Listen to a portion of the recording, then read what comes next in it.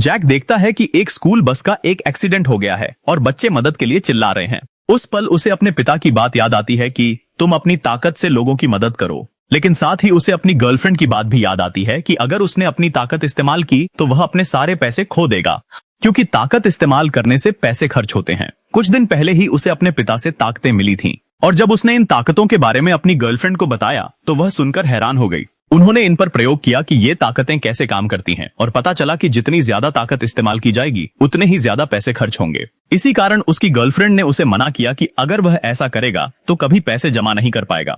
Jack जैसे ही सामान लेकर घर जा रहा होता है, वह देखता है कि कुछ गुंडे एक लड़के को मार रहे हैं, लेकिन पैसों के डर से वह उसकी मदद नहीं करता और घर भाग जाता है। घर आकर उसे बहुत बुरा लगता है, जिसकी वजह से उसके शरीर पर बहुत सारे दाने निकल आते हैं। बाद में जैक एक रेस्टोरेंट में अपनी माँ से मिलता है और माँ उसे बहुत सारे पैसे देती है ताकि वह शादी कर सके। लेकिन जैक जैसे ही पुल पर पहुंचता है, वहां एक हादसा हो जाता है और वह अपनी ताकत का इस्तेमाल करके सबकी मदद करता है और उनकी जान बचा लेता है। लेकिन उसके सारे पैसे गायब हो जाते हैं और सिर्फ कुछ सिक्के ही बचते हैं और उसके शरीर पर जो दाने थे वे भी गायब हो जाते हैं और वह फिर से गरीब हो जाता है।